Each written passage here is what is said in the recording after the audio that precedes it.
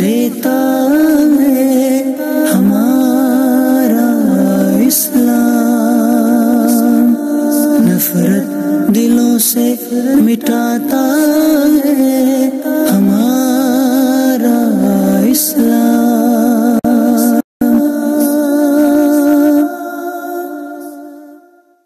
الحمدللہ رب العالمین والصلاة والسلام علی سید المرسلین، اما بعد فاعوذ باللہ من الشیطان الرجیم، بسم اللہ الرحمن الرحیم۔ الصلاة والسلام علیک یا رسول اللہ وعلی آلک واصحابک یا حبیب اللہ، الصلاة والسلام علیک یا نبی اللہ وعلی آلک واصحابک یا نور اللہ۔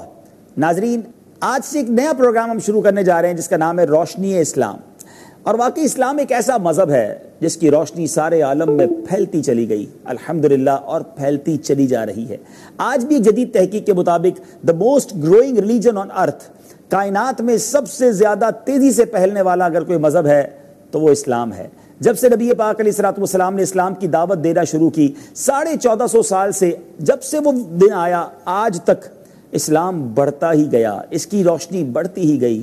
سبحان اللہ، کیسی شمع لے کر ہمارے آقا علیہ الصلوۃ والسلام تشریف لائے۔ امام اہل سنت مولانا شاہ امام احمد رضا خان علیہ رحمۃ الرحمن لکھتے ہیں نا، بجھ گئیں جس کے آگے سبھی مشعلیں، شمع وہ لے کر آیا ہمارا نبی۔ کیا بات ہے اسلام کی روشنی کی۔ اس پروگرام میں ہمارا فارمیٹ کیا ہوگا؟ ہم انشاءاللہ عز و جل روزانہ اپنے پروگرام کے شروع میں درود پاک کی فضیلت پر مشتمل ایک حدیث پاک سنیں گے، پھر کسی ایک مخصوص موضوع پر جس کے ذریعے مزید اسلام کی روشنی ہمارے دلوں میں اجاگر ہو اس پر کچھ بات کریں گے، اور پھر اپنے پروگرام کے آخری حصے میں رمضان سے متعلق پیاری پیاری باتیں، خوبصورت فضائل اور بہترین مسائل سیکھنے کی کوشش کریں گے۔ اچھی نیتوں کے ساتھ اول تاخیر آپ نے ہمارے ساتھ رہنا ہے۔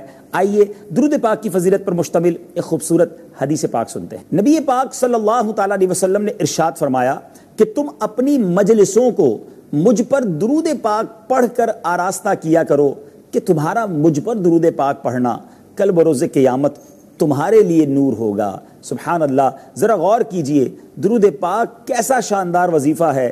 دنیا میں پڑھیں تو رزق میں برکت ہو، بیماریاں دور ہوں، مشکلیں حل ہو جائیں، اور آخرت میں کس قدر برکتیں لاتا ہے۔ قیامت کے دن نور ملے گا اسے جو درود پاک پڑھنے والا ہوگا۔ تو کیوں نہ ہم اپنی زندگی کا یہ معمول بنا لیں کہ چلتے پھرتے اٹھتے بیٹھتے درود پاک پڑھتے رہا کریں۔ آئیے محبت کے ساتھ بآواز بلند درود پاک پڑھیے۔ صلو علی الحبیب صلی اللہ تعالی علی محمد صلی اللہ علیہ وسلم۔ ناظرین، آج کا موضوع کیا ہے وہ ضرور آپ کو بتاتے ہیں، مگر اس سے پہلے آپ کو ایک واقعہ سنانا ہے، اور جس اسٹوری کے ذریعے، جس واقعے کے ذریعے یہ ٹاپک مزید سمجھ آ جائے گا، اس کی اہمیت کا مزید اندازہ ہو جائے گا۔ ایک شخص تھا، اس نے پلان کیا کہ میں چھوٹے سے گھر میں رہتا ہوں، مجھے ایک بڑا گھر لینا ہے، اور اس بڑے گھر کے لیے مجھے بڑی رقم کی بھی ضرورت ہوگی۔ تو اس نے کیا کیا، ایک لکڑی کا بڑا سا باکس بنایا، اور پلان یہ کیا کہ روزانہ مجھے اس میں اتنے روپے ڈالنے ہیں، اپنی آمدنی کا اتنا حصہ اس میں ڈالنا ہے۔ 10 سال تک، 15 سال تک میں پیسے ڈالتا رہوں گا، اور 15 ایئرز کے بعد میرے پاس اتنی اماؤنٹ ہو جائے گی کہ میں اچھا سا گھر بنا لوں گا۔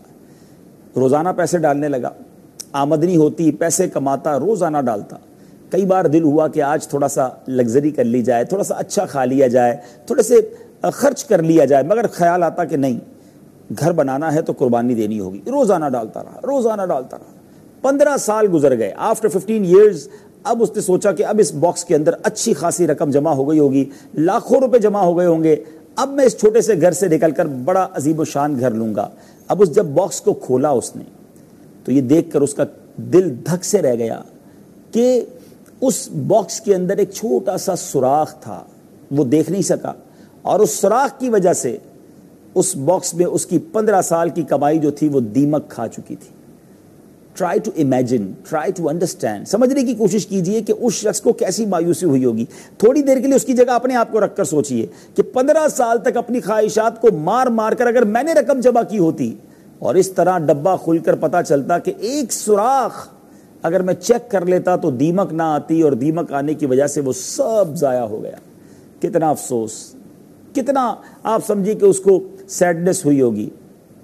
مگر اب جو میں افسوس اور جو میں تکلیف کے بارے میں بات کرنا چاہ رہا ہوں، یہ جو اس باکس میں دیمک آئی نا، یہ تکلیف تھوڑی ہے، کیونکہ ابھی زندگی باقی تھی۔ وہ دوبارہ کوشش کر کے پیسے کما سکتا ہے، دوبارہ کوشش کر کے ارننگ کر سکتا ہے، مگر جس تکلیف کی میں نے آج آپ سے بات کرنی ہے وہ تکلیف یہ ہے کہ انسان نمازیں پڑھے، روزے رکھے، عبادت کرے، اللہ کو راضی کرنے والے کام کرے، کئی بار نفس چاہے کہ نیکی نہیں کرنی، گناہ کرنے، مگر انسان اس کے خلاف زندگی گزارے، اور جب قیامت کے دن اللہ کی بارگاہ میں پہنچے اور وہاں نامہ اعمال کھلیں تو اس نیکی کر کے جانے والے کو یہ امید ہو کہ جناب مجھے تو اس کا صلہ ملے گا، اور پھر اسے یہ کہہ دیا جائے کہ تمہارے نامہ اعمال میں تو کچھ بھی نہیں ہے، ساری نیکیاں برباد، فنش۔ مجھے بتائیے اس وقت کتنی اسے تکلیف، کتنی مایوسی اور کتنا یوں سمجھے کہ غم ہوگا کہ اب تو دوبارہ نیکیاں کرنے کا چانس بھی نہیں ہے، اتنی محنت کے ساتھ میں نے سب کچھ کیا، صدقہ کیا، خیرات کیا، اور سب چلا گیا۔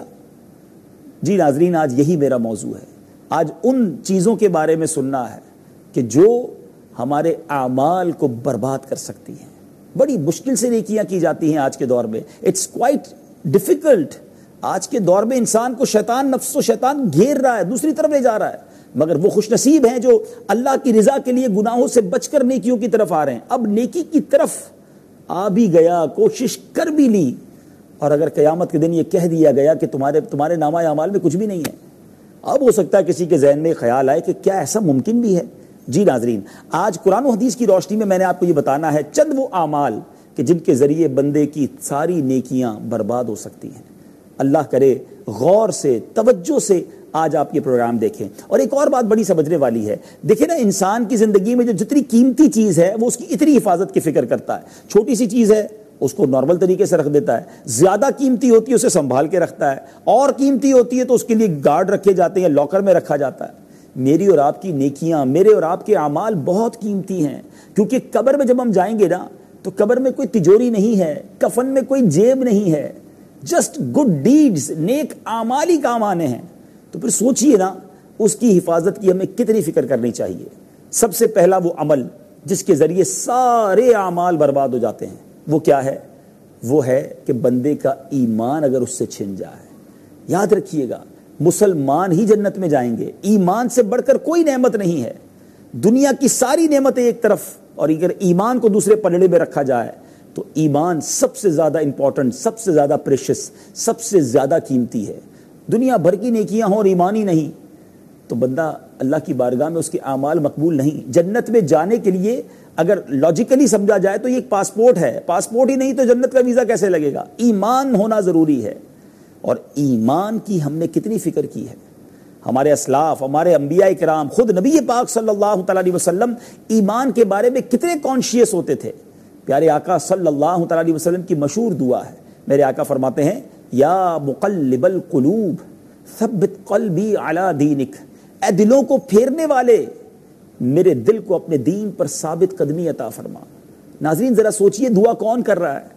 وہ آقا علیہ الصلوۃ والسلام جن کے صدقے مجھے اور آپ کو ایمان ملا ہے، مگر وہ یہ دعا کر رہے ہیں کہ یا اللہ میرے دل کو ثابت قدمی عطا فرما۔ کیوں؟ میری اور آپ کی تعلیم کے لیے، کہ ہم بھی اس کے بارے میں سوچیں۔ ہمارے اسلاف کس قدر خوف خدا میں رہتے، اپنے ایمان کی سلامتی کی فکر کرتے۔ غوث اعظم شیخ عبد القادر جیلانی رضی اللہ تعالیٰ عنہ فرماتے ہیں کہ لوگ کہہ رہے ہیں آج عید کا دن ہے، عید کا دن ہے۔ عبد القادر کے لیے عید کا دن وہ ہوگا جب اپنا ایمان سلامت لے کر دنیا سے جائے گا۔ آپ ذرا غور کیجئے، بزرگان دین اتنا ایمان کے لیے کانشیس ہوں، فکر مند ہوں۔ کبھی میں نے اور آپ نے اللہ کا شکر ادا کیا کہ یا اللہ تیری مہربانی ایمان والا بنایا، اور کبھی اس بات کی اللہ سے دعا کی کہ یا اللہ میرا ایمان سلامت رکھیو؟ پلیز، یہ سب سے اہم چیز ہے، اس کی فکر کیجئے۔ اب ہو سکتا ہے کسی کے ذہن میں سوال آئے کہ یار مسلمان ہو تو گیا، اب کیسے ایمان چھن سکتا ہے؟ That's important. نبی پاک صلی اللہ تعالیٰ علیہ وسلم کی ایک حدیث سناتا، نبی پاک صلی اللہ تعالیٰ علیہ وسلم نے ارشاد فرمایا کہ جس کا مضمون ہے کہ اولاد آدم 4 طبقات پر پیدا کی گئی۔ There are 4 categories، آپ سمجھیے گا۔ نمبر 1، کچھ لوگ غیر مسلم پیدا ہوتے ہیں، کفر والی ہی زندگی گزارتے ہیں اور کفر پر ہی خاتمہ ہو جاتا ہے، ایسے دنیا میں کروڑوں لوگ ہیں۔ اسی طرح دوسری کیٹیگری بیان فرمائی کہ کچھ لوگ مسلمان گھرانے میں پیدا ہوتے ہیں، اسلام والی زندگی ہی گزارتے ہیں اور ان کا خاتمہ بھی ایمان پر ہوتا ہے۔ ہم اللہ سے دعا کرتے ہیں کہ اللہ ہمیں اس قسم کے لوگوں میں شامل فرمائے، کیونکہ اللہ کی رحمت تھی کہ سب سے پہلے ہماری جو آنکھ کھلی مسلمان ماں باپ کے گھر میں کھلی۔ میری اور آپ کے کانوں نے جو سب سے پہلا لفظ سنا وہ اللہ اکبر، اللہ اکبر، یہ آواز سنی، آذان سنی۔ اللہ سے دعا ہے کہ ایمان پر ہی خاتمہ نصیب ہو۔ مگر جو تیسرا، جو 3rd کیٹیگری ہے وہ یہ ہے کہ جو میرے آقا علیہ الصلوۃ والسلام فرماتے ہیں کہ غیر مسلم پیدا ہوں گے، کفر والی زندگی گزاریں گے اور خاتمہ ایمان پر ہوگا. اور جی ہاں، یہی تو ہو رہا ہے کہ دنیا میں بڑی تیزی سے مذہب اسلام پھیل رہا ہے. جیسے میں نے شروع میں کہا کہ موسٹ گروئنگ ریلیجن ہے، سب سے زیادہ اسلام الحمدللہ دنیا میں پھیلنے والا مذہب ہے. لیکن جو چوتھی کیٹیگری بیان کی وہ ڈرانے کے لیے کافی ہے، وہ ہمیں دھیان دینا ہوگا. نبی پاک علیہ الصلوۃ والسلام ارشاد فرماتے ہیں کچھ لوگ ایمان والے ہوں گے، ایمان والی ہی زندگی گزاریں گے، مگر خاتمہ ان کا کفر پر ہوگا. جی جناب، یہ بھی پاسبل ہے. یہ ون وے ٹریفک نہیں ہے کہ صرف غیر مسلم مسلمان ہو سکتے ہیں، مسلمان بھی ایمان سے باہر ہو سکتا ہے اور اس کی بہت ساری وجوہات بن سکتی ہیں. دیکھیے یاد رکھیں ناظرین، ہم مسلمان ہیں اور ہماری کوئی باؤنڈری ہے. آج اللہ تبارک و تعالیٰ کا، نبیوں کا، معاذ اللہ فرشتوں کا، جنت کا، دوزخ کا، یوم قیامت کا، جو ضروریات دین ہیں اس کا مذاق اڑایا جاتا ہے. اور یہ سوچا بھی نہیں جاتا کہ یہ جوکس کے لیے یہ لفظ نہیں ہوا کرتے. اللہ اور اس کے رسول کی باتیں معاذ اللہ لطیفوں میں نہیں بیان کی جاتی، لیکن آج دوست مل کر بیٹھے تو اس طرح کی باتیں کر رہے ہوتے اور احساس بھی نہیں ہوتا. کہیں ایسا نہ ہو کہ کوئی جملہ ہمارے ایمان سے ہمیں خارج کر دے. اسی طرح بہت سارے ایسے گانوں کے اشعار بنا دیے گئے کہ جس میں معاذ اللہ اسلامی شعائر کے خلاف بات ہوتی ہے. پلیز اس بات کو سمجھیے.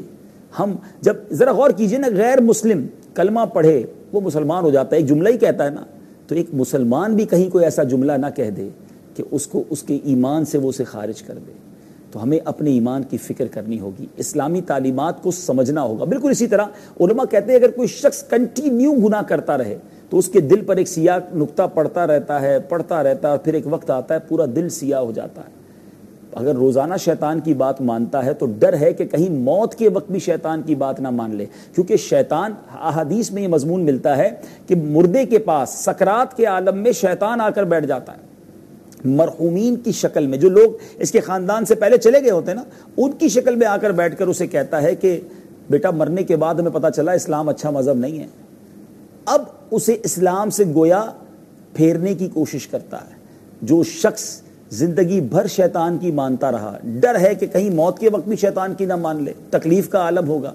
اس لیے کہا جاتا ہے کہ ہم شیطان سے اپنی لڑائی جاری رکھیں. وہ کہے گناہ کر، ہم کہیں نہیں، میں تیرا نہیں، میں رحمان کا بندہ ہوں، میں شیطان کا بندہ نہیں، میں اللہ عز و جل کا بندہ ہوں اور اس کی بات مانوں. تو فرسٹ آف آل ہمیں اپنے ایمان کی فکر کرنی ہے. بہت سارے اعمال ہوں اور ایمان ہی نہ بچے تو سب برباد ہو جائے گا. ایک دوسری بیماری، ایک دوسرا عمل جو ہماری نیکیوں کو برباد کر دیتا ہے، اور وہ ہے حسد. نبی پاک صلی اللہ تعالی علیہ وسلم ارشاد فرماتے ہیں ایاکم والحسد فإن الحسد یأکل الحسنات کما تأکل النار الحطب. حسد سے بچو، وہ نیکیوں کو اس طرح کھا جاتا ہے جیسے آگ خشک لکڑی کو. ناظرین آپ ذرا سوچئے کہ حسد نیکیوں کو اس طرح کھا جاتا ہے جس طرح آگ لکڑیوں کو کھا جاتی ہے. کبھی سردیوں میں چھوٹی موٹی آگ لگائی ہوگی آپ نے، لکڑیاں جلاتے ہیں لوگ، تھوڑی دیر بعد وہ لکڑیاں بچتی نہیں، خاک. اب ذرا سوچئے میں نیکیاں کروں، نمازیں پڑھوں، سردی کی رات میں اٹھ کر فجر پڑھوں، اٹس ڈیفیکلٹ. گرمیوں میں روزے رکھوں، واقعی مشکل ہے. اتنی مشکل سے نیکیاں کماؤں اور حسد کر کے ان نیکیوں کو ضائع کر دوں. لیکن آج کون ہے جو حسد سے بچا ہوا ہے؟ گھر گھر میں حسد ہے، دوست دوست میں حسد ہے. آج بہت سارے لوگ حسد میں مبتلا ہیں اور اس حسد کی آگ میں جل رہے ہیں. حسد کس کو کہتے ہیں ذرا آج سمجھ لیجئے. حسد یہ ہے کہ اگر کسی مسلمان کو کوئی نعمت ملے اور دوسرا یہ تمنا کرے کہ یہ مجھے مل جائے، اس سے چھن کر مجھے مل جائے، اسی کا نام حسد ہے. یا مجھے نہ ملے تو کم از کم اس کی تو برباد ہو جائے. یہ حسد حرام، جہنم میں لے جانے والا کام. نبی پاک صلی اللہ تعالی علیہ وسلم کا ارشاد ہے جس کا مضمون ہے کہ ایمان کو مونڈ دینے والی بیماری حسد ہے. لیکن آج کسی کو یہ احساس ہی نہیں کہ میں حسد کر رہا ہوں. اچھا، میں جب اس طرح کی بات کرتا ہوں تو عموماً لوگوں کے ذہنوں میں خیال آ جاتا ہوگا کہ جناب ہم تو حسد نہیں کرتے. واقعی بہت بری بات ہے، لیکن ہم تو حسد نہیں کرتے. چلیں، ہو سکتا ہے آپ نہ کرتے ہوں، بڑی اچھی بات ہے. لیکن اگر حسد ہو گیا ہے تو اس کو نکالنا ہوگا دل سے، اس کے لیے دعا کرنی ہوگی نا، علاج کرنا ہوگا. آج میں ایک چھوٹا سا ٹیسٹ بتا دیتا ہوں ناظرین، سب مل کر چیک کر لیجئے کہ کہیں ہم میں حسد تو نہیں ہو گیا. پہلا ٹیسٹ یہ ہے کہ چیک کیجئے آپ کے دوستوں میں، آپ کی فیملی میں، آپ کی سراؤنڈنگ میں جو لوگ ہوتے ہیں، جس کے ساتھ آپ کاروبار کرتے ہیں، جاب کرتے ہیں، قریبی لوگوں میں غور کیجئے کوئی ایسا شخص ہے کہ جب اس کی تعریف کی جاتی ہے تو آپ کو برا لگتا ہے. آپ کہتے ہیں یار اس کی بات کیوں کرتے ہو, کوئی اور بات کرو نا. یا اس کو جب کوئی ترقی ملتی ہے تو دل میں تکلیف ہوتی ہے کہ یار یہ پھر ترقی کر گیا, اس کی تنخواہ بڑھ گئی, اس نے نیا گھر لے لیا, اس نے نئی گاڑی لے لی, یہ فلاں ملک چلا گیا. اگر کوئی اپنے بچوں میں اپنی فیملی میں خوش ہے تو پرابلم اچھا نہیں لگتا. اگر کسی کو ملنے والی نعمت پر آپ کو کچھ تکلیف ہوتی ہے تو پھر حسد کس شے کا نام ہے؟ It means there is something wrong. ہمارے دل میں کوئی پرابلم ہو گئی ہے. مجھے ایک مسلمان کو ملنے والی نعمت سے تکلیف کیوں ہو رہی ہے؟ اب غور کیجئے, یہ میں آپ کو ایک چھوٹا سا دوسرے لفظوں میں لیبارٹری ٹیسٹ بتا رہا ہوں. چیک ہو رہا ہے کہ حسد ہے کہ نہیں ہے.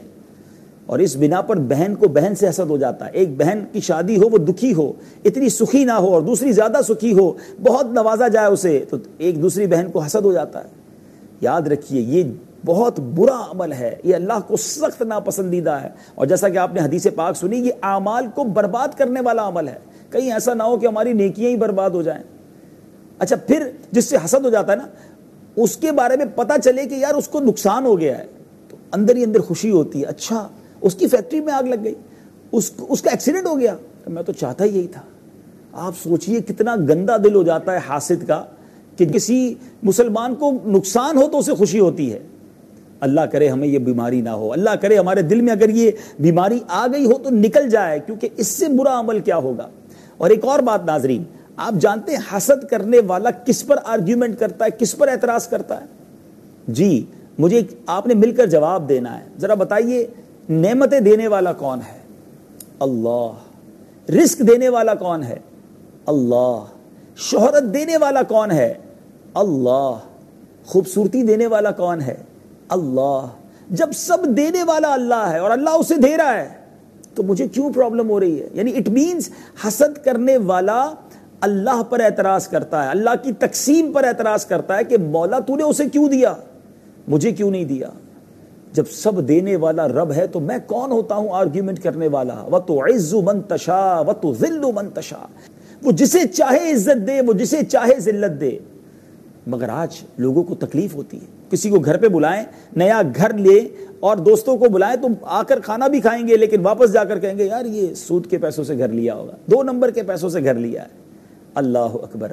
اللہ تعالیٰ کسی کو گھر دیتا ہے تمہیں اس میں بھی پرابلم ہے. یہاں تک حسد اتنی بری چیز ہے, کوئی مکے مدینے بھی جائے نا, حج پر بھی جائے تو لوگ اس پر بھی باتیں کر رہے ہوتے ہیں کہ جناب یہ بھی کسی اور کام کے لیے جا رہا ہے.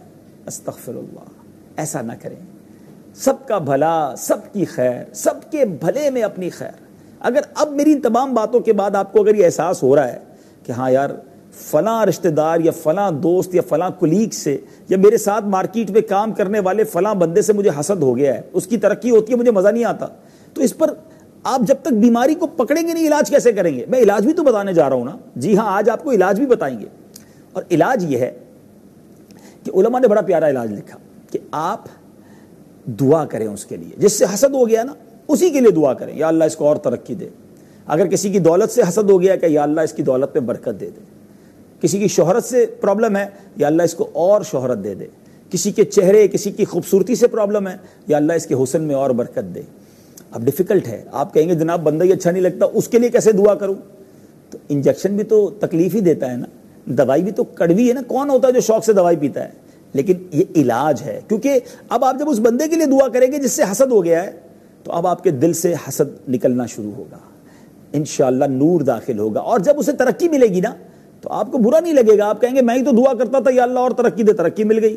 تو یہ بھی علماء نے ایک طریقہ لکھا. ایک اور خوبصورت طریقہ یہ ہے کہ جس سے بھی حسد ہو گیا ہے اس کو کوئی تحفہ پیش کرے, اس سے مسکرا کر ملے, گرم جوشی سے ملے. اب یہ بھی بڑا مشکل ہے, میں اس کو کیسے تحفہ دوں جو مجھے اچھا ہی نہیں لگتا. لیکن جی جناب, آپ کو تحفہ دینا ہے تاکہ دل سے, کیونکہ بیمار تو میں ہوں نا, وہ تھوڑی ہے, مجھے حسد ہو گیا ہے. تو انشاءاللہ جب تحفہ دیں گے تو دل سے حسد نکلے گا, انشاءاللہ سکون ہوگا.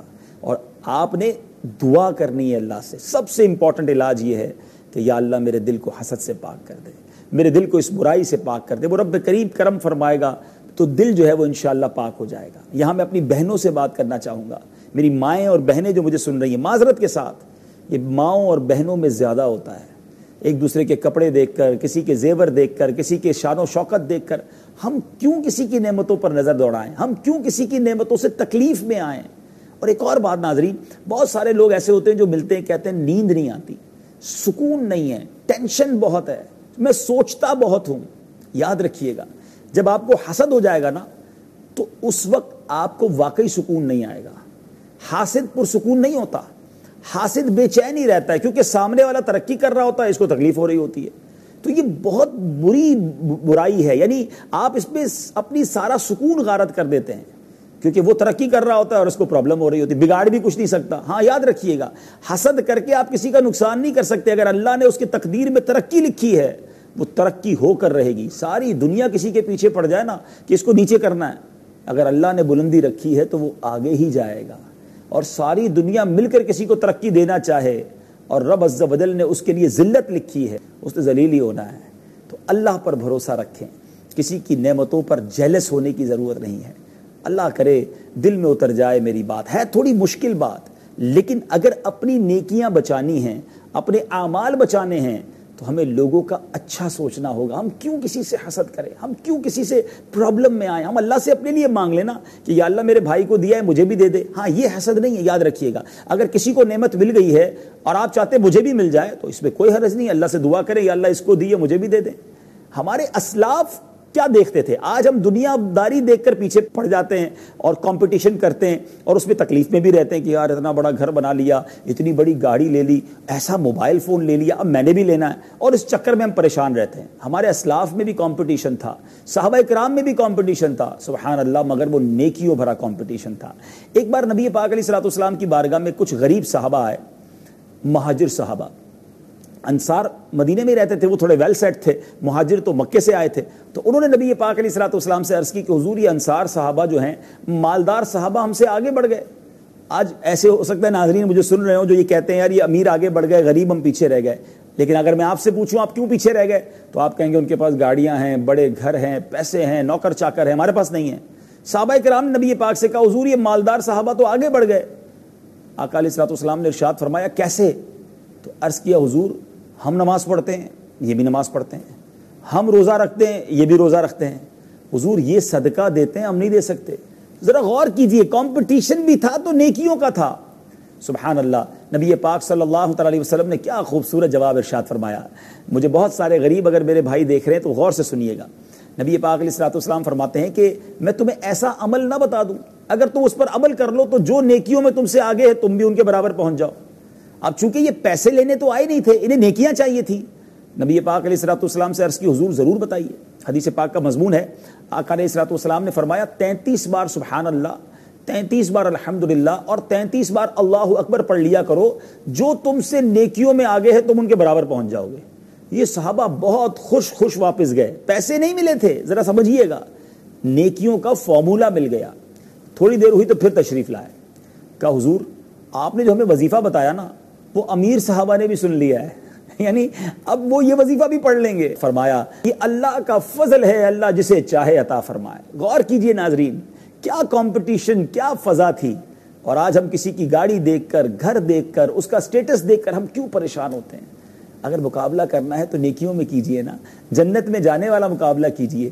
اللہ کرے دل میں اتر جائے میری بات. تو بہرحال آج کا جو ٹاپک تھا اسلام کی روشنی میں کہ ہمیں وہ اعمال نہیں کرنے، وہ کام جو ہماری نیکیوں کو برباد کر دیں. اسی ٹاپک کو اگلے پروگرام میں کنٹینیو کریں گے کیونکہ آج ہم فقط 2 اعمال سیکھ سکے، 2 اعمال کے بارے میں جان سکے. ایک ایمان، اس کی اہمیت کیا ہے، اس کی فکر کرنی ہے، اور دوسری بات حسد سے بچنا ہے کیونکہ حسد نیکیوں کو کھا جاتا ہے. ہم ایسا کوئی کام نہ کریں کہ بڑی محنت سے کمائی ہوئی نیکیاں جو ہیں وہ ضائع کر دیں.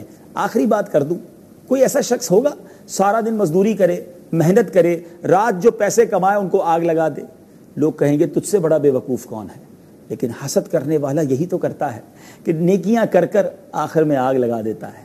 انشاءاللہ حسد نہیں کریں گے اور اس سے دوستیاں بڑھیں گی، محبتیں بڑھیں گی، آپ پرسکون ہو جائیں گے اور اچھی نیند سوئیں گے. اللہ تعالیٰ مجھے اور آپ کو حسد کی بیماری سے محفوظ فرمائے. اگلے پروگرام اسلام کی روشنی میں اسی ٹاپک کو کنٹینیو کریں گے.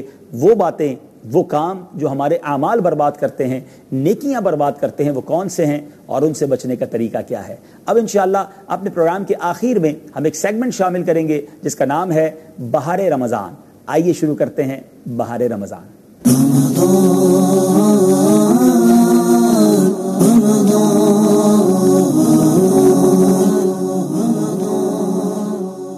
ناظرین، ماہ رمضان رحمتوں کی کان، اللہ کی طرف سے ہم سب کے لیے شاندار انعام۔ گناہ گار اس مہینے میں ایسے بخشے جاتے ہیں سبحان اللہ کہ روایتوں کا مضمون ہے کہ اللہ تبارک و تعالی ہر روز افطار کے وقت 10 لاکھ گناہ گاروں کو جہنم سے آزاد کرتا ہے۔ تو کیوں نہ اس مہینے کی خوشی ہر مسلمان کو ہو۔ میرے آقا علیہ الصلوۃ والسلام کا ایک فرمان ہی گویا رمضان کی اہمیت کو سمجھنے کے لیے کافی ہے۔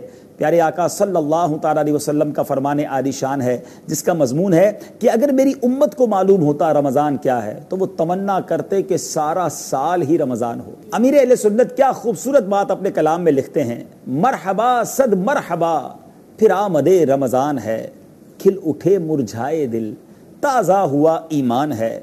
ہم گناہ گاروں پہ یہ کتنا بڑا احسان ہے، یا خدا تو نے عطا پھر کر دیا رمضان ہے۔ تجھ پہ صدقے جاؤں رمضان تو عظیم الشان ہے، کہ خدا نے تجھ میں ہی نازل کیا قرآن ہے۔ ابر رحمت چھا گیا ہے اور صبا ہے نور نور، ماہ رمضان رحمتوں اور برکتوں کی کان ہے۔ آ گیا رمضان عبادت پر کمر اب باندھ لو، فیض لے لو جلد کے دن 30 کا مہمان ہے۔ یا الہی تو مدینے میں کبھی رمضان دکھا، یا الہی تو مدینے میں کبھی رمضان دکھا، مدتوں سے دل میں یہ عطار کے ارمان ہے۔ ماہ رمضان کی تو کیا بات ہے، یہ وہ مہینہ ہے جس میں قرآن کا نزول ہوا۔ اسی مہینے میں وہ رات آتی ہے جو رات 1000 مہینوں سے بہتر ہے، لیلۃ القدر کی میں بات کر رہا ہوں۔ آئیے قرآن مجید فرقان حمید کی کچھ آیات سنتے ہیں۔ اللہ تبارک و تعالی ماہ رمضان اور اس میں روزے جو فرض کیے گئے اس کے بارے میں ہماری کیا رہنمائی فرماتا ہے۔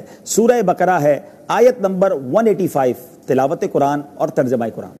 شہر رمضان الذی انزل فیہ القرآن ھدی للناس وبینات من الھدی والفرقان فمن شہد منکم الشہر فلیصمہ ومن كان مريدا أو على سفر فعدة من أيام أخر يريد الله بكم اليسر ولا يريد بكم العسر ولتكملوا العدة ولتكبروا الله على ما هداكم ولعلكم تشكرون۔ رمضان کا مہینہ جس میں قرآن اترا، لوگوں کے لیے ہدایت اور رہنمائی اور فیصلہ کی روشن باتیں، تو تم میں جو کوئی یہ مہینہ پائے ضرور اس کے روزے رکھے، اور جو بیمار یا سفر میں ہو تو اتنے روزے اور دنوں میں اللہ تم پر آسانی چاہتا ہے اور تم پر دشواری نہیں چاہتا، اور اس لیے کہ تم گنتی پوری کرو اور اللہ کی بڑائی بولو اس پر کہ اس نے تمہیں ہدایت کی اور کہیں تم حق گزار ہو۔ ناظرین، آج ایک بڑی دلچسپ معلومات آپ کو دینی ہے کہ جو مہینوں کے نام ہیں اس کی کیا وجہ ہے۔ بعض مفسرین لکھتے ہیں کہ جب مہینوں کے نام رکھے گئے تو جس موسم میں جو مہینہ تھا اس سے اس کا نام رکھ دیا گیا۔ جو مہینہ گرمی میں تھا اسے رمضان کہہ دیا گیا، جو موسم بہار میں تھا اسے ربیع الاول، اور جو سردی میں تھا کہ جب پانی جم رہا تھا تو جمادی الاولیٰ کہا گیا۔ تو رمضان گرمیوں میں آیا تھا اس لیے اس کا نام رمضان رکھا گیا، اور پھر ماشاءاللہ اسی مہینے میں روزے فرض کر دیے گئے۔ ایک اور بڑی خوبصورت بات آج آپ کو بتاتا چلوں کہ اللہ تبارک و تعالیٰ نے بہت ساری عبادتیں ہم پر جو شریعت نے عبادتیں فرض کی ہیں، واجب کی ہیں، وہ بزرگوں کی یادیں ہیں، کسی یادگار واقعے کو کنٹینیو کیا گیا ہے۔ مثال کے طور پہ آج جو صفا اور مروہ کی سعی کی جاتی ہے، بظاہر یہ دوڑنا یہ چلنا کیوں ہے؟ ایک زمانہ تھا جب بی بی ہاجرہ رضی اللہ تعالی عنہا اپنے پیاسے بیٹے حضرت اسماعیل علیہ السلام کے لیے پانی کی تلاش میں دوڑی تھی۔ اللہ تبارک و تعالیٰ کو ایک ماں کی ادا کیسی پسند آئی کہ رہتی دنیا کے لیے حاجیوں اور عمرہ کرنے والوں کے لیے صفا مروہ کی سعی کو لازم قرار دے دیا گیا۔ اب جو رمضان کا مہینہ تھا نا، اب ذرا غور کیجئے، نبی پاک علیہ السلام نے کچھ دن غار حرا میں گزارے تھے۔ دن میں کھانے پینے سے میرے آقا رکے رہتے، رات اللہ کی عبادت میں وقت گزارتے۔ میرے آقا علیہ السلام نے کچھ وقت غار حرا میں گزارا، دن بھر کھانے پینے سے رکے رہتے، رات بھر اللہ کی یاد میں گم رہتے۔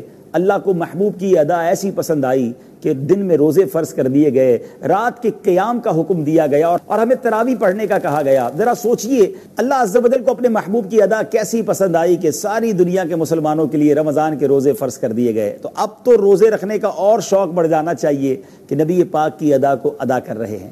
انشاءاللہ اگلے پروگرام اسلام کی روشنی میں مزید رمضان کے بارے میں سنیں گے، احکام روزہ بھی سننے ہیں، روزے کے مسائل بھی جاننے ہیں۔ ہمارے ساتھ روزانہ پروگرام میں شامل رہیے گا۔ اگلے پروگرام تک کے لیے اجازت دیجیے، انشاءاللہ عز و جل اگلے پروگرام اسلام کی روشنی میں آپ سب سے ملاقات ہوگی۔ صلو علی الحبیب صلی اللہ تعالی علی محمد صلی اللہ علیہ وسلم۔ درس محبت دیتا ہے ہمارا اسلام، نفرت دلوں سے مٹاتا ہے